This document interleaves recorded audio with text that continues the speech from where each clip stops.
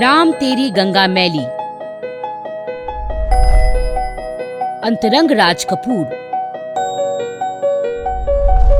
राजनीति की शतरंज,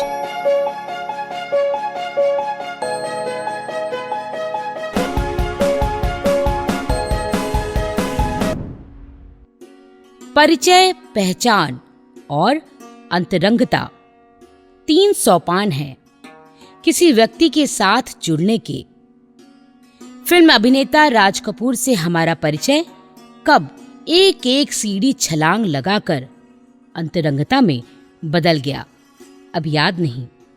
इसकी पहली सीढ़ी हमने उनके बेटे ऋषि कपूर की शादी के अवसर पर लांघी थी।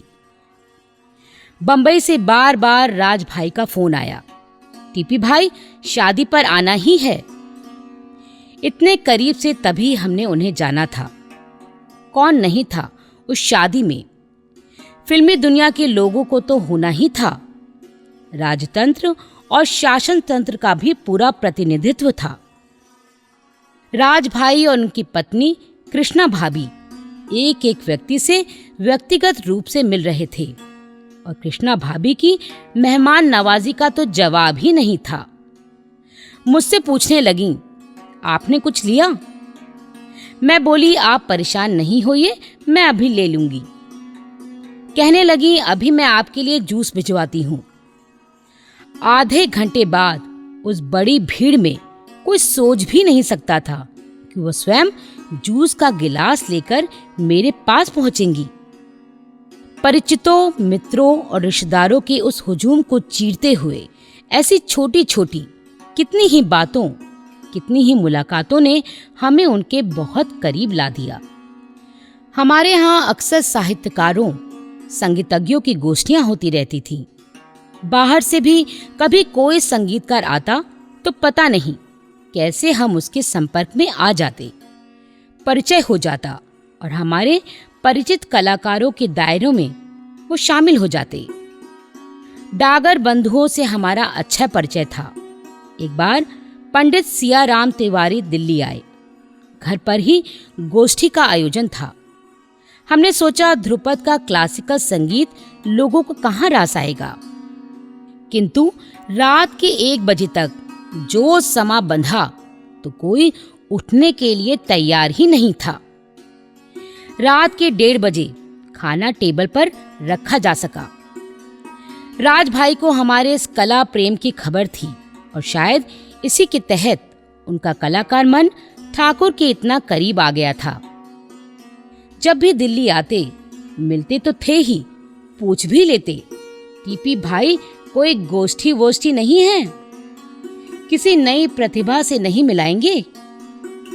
एक बार की बात है, रीता कोठारी जो बेगम अख्तर की शिष्या, प्रसिद्ध ठुमरी एवं गजल गायिका और हमारी मित्र भी हैं, उनका कार्यक्रम हमारे घर पर चल रहा था। राज भाई दिल्ली आए हुए थे। ठाकुर का सदैव ये प्रयत्न रहता था कि कलाकार को ऐसे किसी संयोग पर किसी गुड़ी से मिला दें। संभव है कोई नई बात बन जाए। इन्होंने राज भाई को फोन पर बताया। वो बोले, मैं अभी आता हूँ। राज भाई अपने कुछ मित्रों के साथ आए। मुझे रसोई घर और ड्राइंग रूम दोनों ही संभालने थे। मैं शटल कॉक की तरह रसोई घर और ड्राइंग रूम में आ जा रही थी।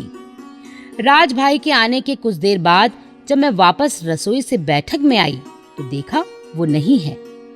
मैंने ठाकुर से पूछा, क्या बात हुई, क्या वो वापस चले गए?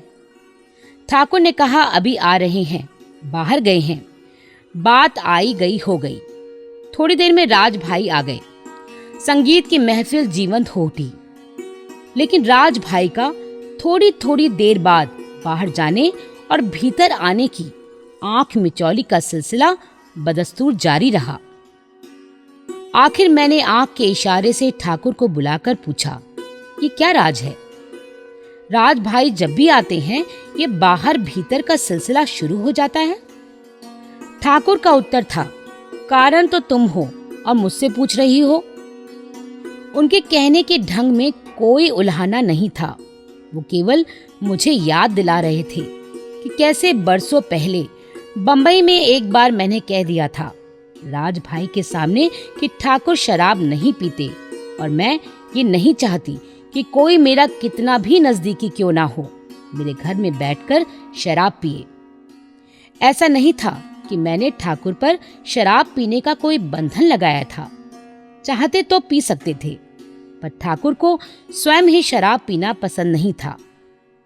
कई बार महफिलों में दोस्तों ने इन्हें शराब पीने पर बहुत जोर दिया, किंतु उनका हमेशा ये कहना रहता था कि मैं आपके साथ बैठकर पूरा माहौल एंजॉय कर रहा हूँ, रात के 2-2 बजे तक, फिर आप मुझे पीने के लिए ही क्यों विवश करते हैं? आप लोग पीकर जितना आनंद लेते हैं मैं बिना पिए लेता हूँ।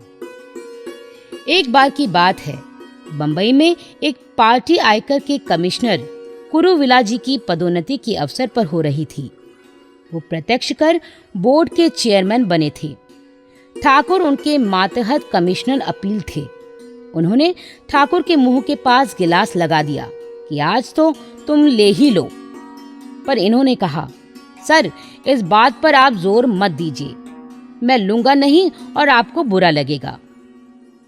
वो सज्जन व्यक्ति थे, उन्होंने इनके इनकार का बुरा भी नहीं माना। ठाकुर की यह संकल्प शक्ति बहुत ग्रेट थी।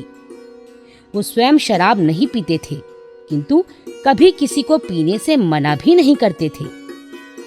मैंने भी उनके संकल्प की इज्जत रखने के लिए ही यह लक्ष्मण रेखा बांधी थी कि मेरे घर में बैठकर कोई शराब नहीं पिएगा।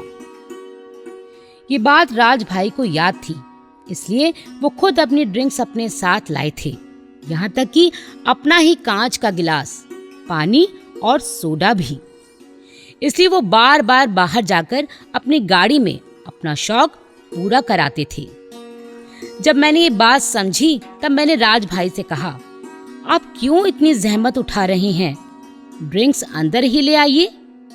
उनका कहना था, भाभी जी मैं नहीं चाहता कि आपकी भावना को तनिक भी ठेस लगे।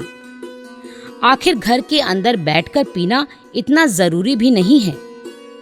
घर की मर्यादा तो रहनी ही चाहिए। संस्कार समझने और जीने के लिए होते हैं, तोड़ने के लिए नहीं। शराब से मुझे ऐसी कोई चिढ़ थी भी नहीं। ठाकुर मेरी भावनाओं का आदर करते थे और मैं उनकी पसंद नापसंद का। इसलिए हमारी गृहस्थी की गाड़ी ठीक से चलती रही। उस दिन से ड्रिंक्स हमारे घर में आने लगी। हालांकि ठाकुर ने स्वयं कभी शराब नहीं पी, उसे कभी छुआ नहीं। राज भाई ने अपनी उम्र के 60 वर्ष पूरे किए थे। एक बहुत बड़ा आयोजन बंबई में होने वाला था।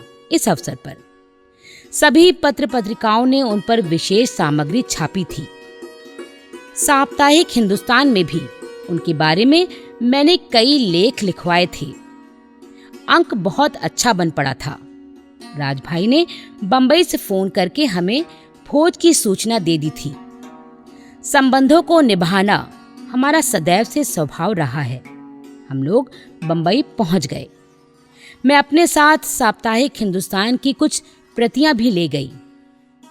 कृष्णा भाभी के लिए फूलों का गजरा, राज भाई के लिए बेले और मोतियों के फूल जो उन्हें बहुत पसंद थे। 12 महीने ये फूल निश्चित रूप से उनके बेडरूम में होते थे। हमें देखते ही वो लपक कर मिले, बोले, टीपी भाई आप आ गए। बड़े पुलकित हुए। टीपी राज भाई से उम्र में छोटे थे, फिर भी पता नहीं किस एहसास से या किसी गलती भरे क्षण में उन्होंने ठाकुर को भाई साहब कह दिया। अब तब से फिर उन्हें टीपी भाई साहब ही पुकारना शुरू कर दिया। वैसे सबके बीच ठाकुर टीपी भाई के नाम से ही प्रसिद्ध थे। मैंने कहा, राज भाई आप हर तरह हमसे बड़े हैं, इसलिए आप हमें नाम से ही पुकारिए। उन्होंने उत्तर दिया, टीपी भाई साहब हम बंबई में जरूर रहते हैं, पर बंबई के मौसम की तरह हम बदलते नहीं। हमारे संस्कार हैं कि हमने एक बार जिसे बड़ा मान लिया, मन से जीवन भर उसे बड़ा ही मानेंगे। मुझे भी उन्होंने सदैव बड़ी भाभी का ही मान सम्मान दिया। हालांकि वो मजाक में अक्सर मुझसे कहा करते थे, भाभी जी आप साहित्यकार पत्रकार, मैं एक छोटा सा फिल्मी कलाकार। और मैं हमेशा इस बात पर उन्हें जवाब देती थी, शायद इसलिए आप मुझे कोई फॉर्मल इंटरव्यू नहीं देते, क्योंकि मेरा भाभी वाला रूप ही आपके जहन में रहता है। आप मुझे पत्रकार मानते ही नहीं। जब मैंने उन्हें साप्ताहिक हिंदुस्तान की प्रति भेंट की तो वो बड़े प्रसन्न हुए और आत्मविभोर हो अपनी पत्नी को आवाज दी, कृष्णा, टीपी भाई साहब और भाभी जी आए हैं। बिल्कुल निश्चल बच्चों वाली उत्सुकता से उन्होंने साप्ताहिक के पन्ने उलटने शुरू कर दिए। अचानक उनकी नजर आरके स्टूडियो के करता धरता बेटे जैसे प्रिय मेजर अशोक पर पड़ी। उनसे कहा, भाभी जी ने मुझ पर बड़ी अच्छी सामग्री छापी है, ये तुम्हारे काम आ सकती है। पब्लिसिटी के लिए ऐसी ही सामग्री चाहिए। और फिर अपने व्यक्तिगत सेवक रेवती को हिदायत दी कि पत्रिका उनके बेडरूम में रखवा दे। मैं इसे पूरा पढ़ूंगा, उन्होंने कहा। ठाकुर का सदैव यही प्रयत्न रहता था कि कोई कलाकार, उसमें यदि क्षमता है तो उसे किसी मुकाम पर अवश्य पहुंचना चाहिए। इसके लिए वह हर संभव प्रयत्न करते थे, ऐसे अवसर पैदा करते थे कि उस कलाकार का बखूबी प्रस्तुतिकरण हो सके। उनकी यह आदत उस समय से थी जब उन्होंने अपना कैरियर शुरू ही किया था। उन्होंने अपने लिए कभी किसी से कोई प्रत्याशा नहीं रखी। यदि फेवर मांगा भी तो केवल कलाकारों के लिए मांगा। प्रसिद्ध कवि संतोषानंद, जो अपने ओजस्वी गीतों के लिए प्रसिद्ध थे, गजल और गीतों में भी अपनी सानी नहीं रखते थे, उन्हें राज कपूर से मिलवाया। फिल्म प्रेम रोग के लिए उन्होंने बड़े अच्छे गीत लिखे, जिन पर उन्हें गीत लेखन का फिल्म फेयर अवार्ड भी मिला। कई बार ठाकुर अपने नृत्य नाटिकाओं के लिए संतोषानंद जी को विचार देते और वो अपनी प्रतिभा से भाव और स्थिति के अनुकूल गीत लिख देते। इसी क्रम में उन्होंने प्रख्यात संगीतकार रविंद्र जैन को भी राज कपूर से मिलवाया। उन दिनों हम दिल्ली में रविंद्र नगर के सरकारी आवास में रहते थे। फ्लैट के पीछे की खाली जगह को हमने बांस की खपच्चियों से घेर कर सुंदर सुंदर पौधे लगा दिए थे। बांस की चार दीवारी पर झूलती हुई गहन बेल, ऊपर छत पर छप्पर, सब मिलाकर एक खुशनुमा आउट हाउस या ग्रीन हाउस की सी कोमलता और आकर्षण था उस कुटिया में। कुटिया की सजावट थी बांस की डलिया, सूप और मिट्टी के रंगे हुए घड़े। वहां बैठकर ऐसा लगता था जैसे शहर से कोसों दूर किसी गांव में बैठे हों, शोरगुल चिंता फिकर से दूर। हमारी इस कुटिया में अक्सर साहित्य और संगीत का जमावड़ा लगता था। एक दिन शाम को हम ऐसे ही ड्राइंग रूम में बैठे थे कि संगीतकार रविंद्र जैन का फोन आया। वो दिल्ली आए हुए थे। रविंद्र जी आए तो एक अनौपचारिक गोष्ठी जम गई। तबला हारमोनियम निकल आए, अड़ोसी पड़ोसी भी आ गए। रविंद्र जैन ने 4-5 गाने ही गाए थे कि बाहर कुछ हलचल हुई। मैं बाहर देखने गई कि क्या बात है। देखा तो राज भाई और कृष्णा भाभी चले आ रही हैं। हमारी खुशी का ठिकाना नहीं रहा। बहुत दिनों से हम राज भाई से रविंद्र जैन का गाना सुनने के लिए कह रहे थे। रविंद्र जैन ने कई पिक्चरों का संगीत निर्देशन किया था। आरके बैनर में भी उनका संगीत निर्देशन हो, इसलिए जरूरी था कि राज कपूर जी एक बार उनका गाना सुने। आज वह मौका हाथ आ गया। परिचय कराने की औपचारिकता खत्म हुई और रविंद्र जैन ने गाया, एक राधा एक मीरा, दोनों ने कृष्ण को चाहा। अंतर क्या था दोनों की चाह में? बोलो, एक प्रेम दीवानी, एक दर्द दीवानी। राज भाई को यह गीत इतना पसंद आया कि बोल पड़े, ये गीत मेरा हो गया। उन्होंने जेब में हाथ डाला, पर जेब खाली थी। कृष्णा जी ने पर्स से निकालकर 1 रुपया उन्हें दिया और राज भाई ने रविंद्र जी को टोकन स्वरूप वह 1 रुपया देकर गाना अपने लिए बुक कर दिया। बाद में बहुत अरसे बाद दिल्ली के कमानी सभागार में उन्होंने एक समारोह में कहा था। वह गीत था, टीपी भाई का घर था और वहां पर कुछ ऐसा हुआ कि गीतकार मिल गया, गाने वाले भी मिल गए। अपने आप से कहानी खुद ब खुद बनती चली गई। अब इसको कहीं भी जमा दो। इस प्रकार मेरी फिल्म राम तेरी गंगा मैली का जन्म हुआ। फिल्म राम तेरी गंगा मैली ने सफलता के सारे रिकॉर्ड तोड़ दिए। बंबई में ओबराय होटल के रीगल रूम में फिल्म की गोल्डन जुबली के बाद एक बहुत बड़ा अखिल भारतीय समारोह आयोजित किया गया। बंबई से अचानक राज भाई का फोन आया कि हमें भी समारोह में सम्मिलित होना है। हमने इस फोन कॉल को महज एक औपचारिकता समझा, किंतु वह हमारी भूल थी। राज भाई संबंधों के राजा थे। वो अक्सर कहा करते थे, संबंध अमूल्य होते हैं, उन्हें किसी भी कीमत से आंका नहीं जा सकता। उनकी कोई भी बात केवल औपचारिक नहीं होती थी, वो संबंधों को खूब निभाते भी थे। दूसरे दिन सवेरे ही एक पत्र के साथ हवाई जहाज के 2 टिकट दिल्ली से बंबई और बंबई से दिल्ली के आ गए।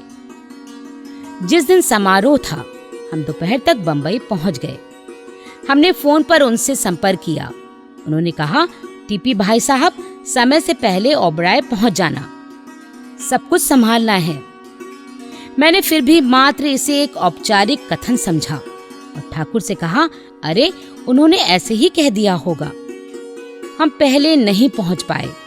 जब पहुंचे तो ओबराय का रीगल रूम आगंतुकों से खचाखच भर चुका था। राज भाई सबकी बधाइयां स्वीकार कर रहे थे। हमें आता देखकर लपके गर्म जोशी से मिले। भीड़ बढ़ती जा रही थी।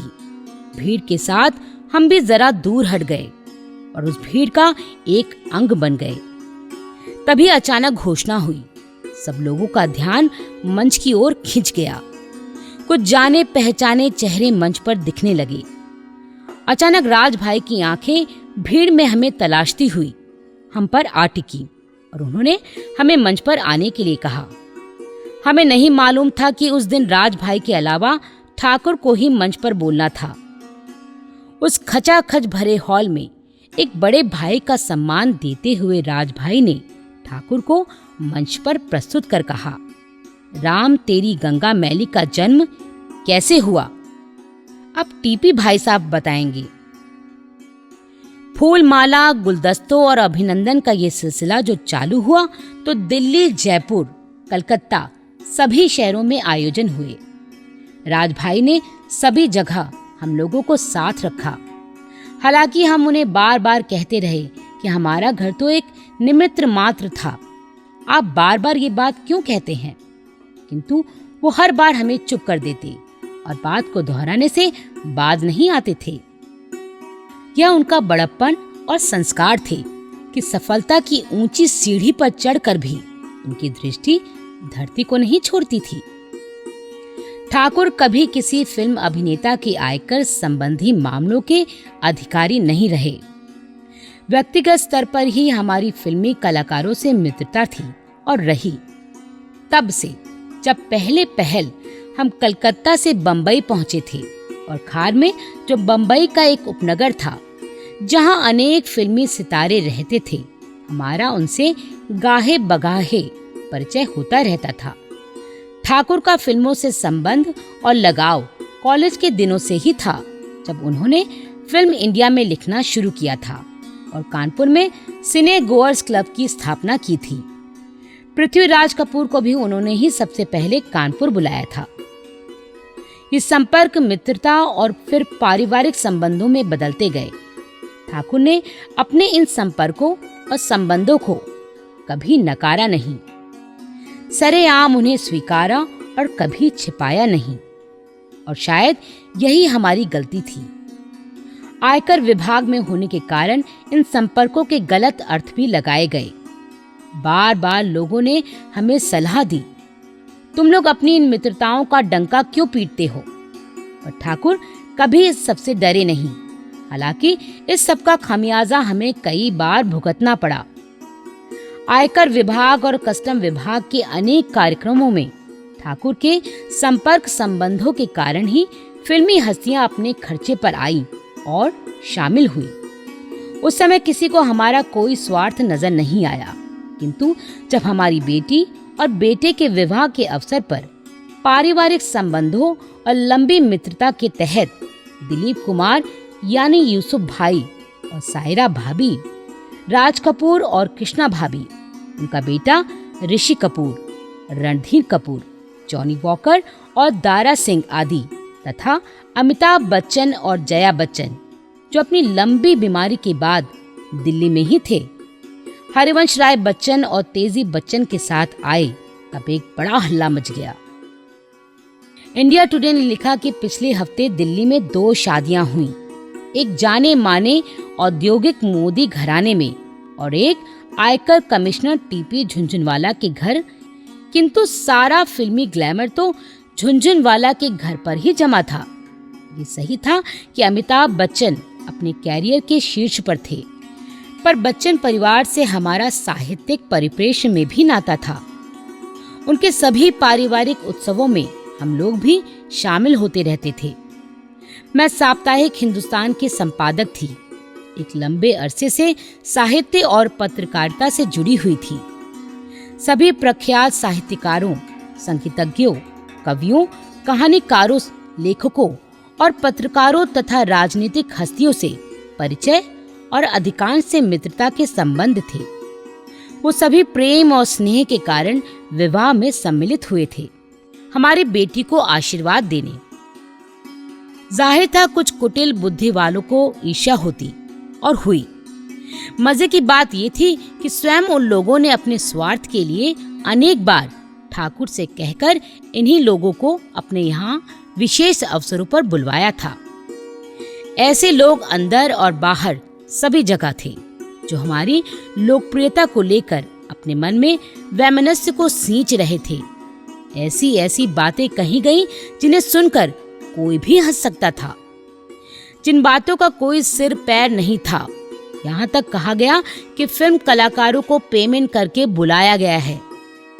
शारदा वकील स्कूल ऑफ आर्ट के कलाकार छात्रों ने मिट्टी के घड़ों पर पेंटिंग करके उन्हें अलंकृत किया था। सजावट की इस विधा के लिए कहा गया कि वहां सोने के घड़ों से सजावट की गई, आदि आदि।